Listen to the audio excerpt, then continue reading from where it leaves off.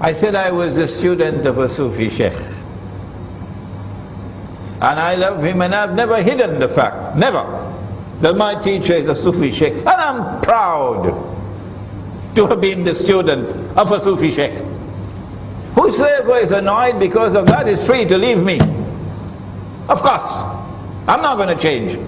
I'm proud to be the student of a Sufi Sheikh, Maulana Dr. Muhammad Fadlur Rahman Ansari, rahimahullah. And it is because of the training that I got from him that I am blessed today to do the work that I am doing. The Sufi Sheikh. But why do I no longer declare I'm Sufi? Why? You never hear me saying that. Why? I'll tell you why.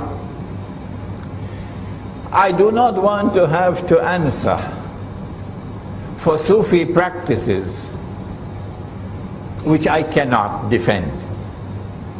No. And secondly, I want to plead with the Sufi that if you have a religious practice, like we have right here in this masjid after the Salatul Maghrib, and we recite all these tazkirat for a long time, if you have a religious practice which you may have practiced for generations and generations, and you're very comfortable with it, something beneficial, not like drinking whiskey, no, but it is not based on the Quran and Sunnah. No. Even though it is beneficial, it cannot be something that is essential. No. If it is not in the Quran and not in the Sunnah, if the Aslaf did not practice it, it cannot be considered to be essential. Not at all. You can say beneficial, but you cannot say essential. And so I want to now ask, we are living on the brink of a pit of fire. The world is going to be very, very different from what it is today in a short time from now.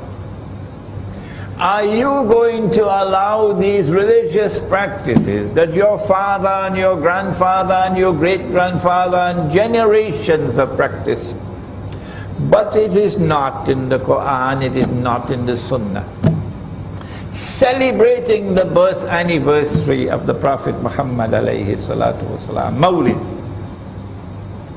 standing and reciting salams, Are you going to allow these religious practices to divide you from your brothers when they are not essential? What is more important? وَاعْتَصِمُوا بِحَبْلِ اللَّهِ جَمِيعًا وَلَا تَفَرَّقُوا. It is far more important to preserve the unity of the Jama'ah, the Sufi and the Salafi, than to insist on these religious practices which are not in the Quran and not in the Sunnah. So I have said, in our Muslim village, we will not allow in the masjid any religious practice which is not based on the Quran and the universally recognized Sunnah. And we will not allow it in our public life. But if I want to do it in my private life, that's my business.